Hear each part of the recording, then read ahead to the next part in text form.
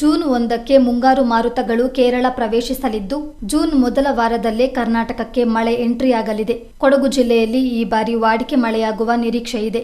ಆದ್ದರಿಂದ ಹೆಚ್ಚಿನ ಮಳೆಯಾದಲ್ಲಿ ಮುನ್ನೆಚ್ಚರಿಕಾ ಕ್ರಮ ಕೈಗೊಳ್ಳುವ ನಿಟ್ಟಿನಲ್ಲಿ ಜಿಲ್ಲಾಡಳಿತ ಅಗತ್ಯ ಸಿದ್ಧತೆಯಲ್ಲಿ ತೊಡಗಿದೆ.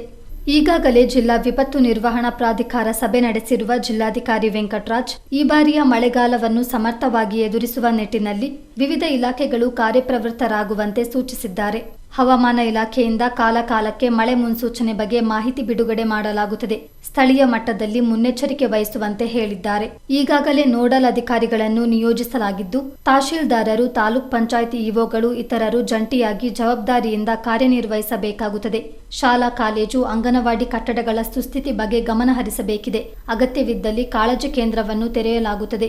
ಅಗ್ನಿಶಾಮಕ ದಳ ತುರ್ತು ಪರಿಸ್ಥಿತಿಯಲ್ಲಿ ಕಾರ್ಯನಿರ್ವಹಿಸಲು ಅಗತ್ಯ ಸುರಕ್ಷಾ ಉಪಕರಣಗಳೊಂದಿಗೆ ಸನ್ನದ್ಧವಾಗಿರಬೇಕು. ಗೃಹ ರಕ್ಷಕ ದಳ ಸಿಬ್ಬಂದಿಗಳು ಸಹ ತುರ್ತು ಸೇವೆಗೆ ಲಭ್ಯವಿರುವಂತೆ ಕ್ರಮ ಕೈಗೊಳ್ಳಬೇಕು. ಸೂಕ್ಷ್ಮ ಪ್ರದೇಶದಲ್ಲಿನ ಜನರನ್ನು ಬೇರೆಡೆಗೆ ಸ್ಥಳಾಂತರಿಸಬೇಕು. ವಿದ್ಯುತ್ ವ್ಯತ್ಯಯ ಉಂಟಾದಲ್ಲಿ ಸರಿಪಡಿಸಬೇಕು. ವಿದ್ಯುತ್ ತಂತಿಗಳು ಜೋತು ಬಿದ್ದಿರುವುದು ಕಂಡುಬಂದಲ್ಲಿ ಕೂಡಲೇ ಸರಿಪಡಿಸಿ ವಿದ್ಯುತ್ ತಂತಿಯಿಂದ ಯಾವುದೇ ಜೀವಹಾನಿಯಾಗದಂತೆ ಎಚ್ಚರ ವಹಿಸಲು ಡಿಸಿ ಸೂಚಿಸಿದ್ದಾರೆ. ಕೊಡಗಿನಲ್ಲಿ 75 ಮಂದಿ ಗ್ಯಾಂಗ್ಮನ್ಗಳು ಕರ್ತವ್ಯ ನಿರ್ವಹಿಸುತ್ತಿದ್ದಾರೆ. ಹಾಗೆಯೇ ಅಗತ್ಯ ವಿದ್ಯುತ್ ಕಂಬಗಳು ಮತ್ತು ಪರಿವರ್ತಕಗಳನ್ನು ದಾಸ್ತಾನು ಮಾಡಿಕೊಳ್ಳಲಾಗಿದೆ.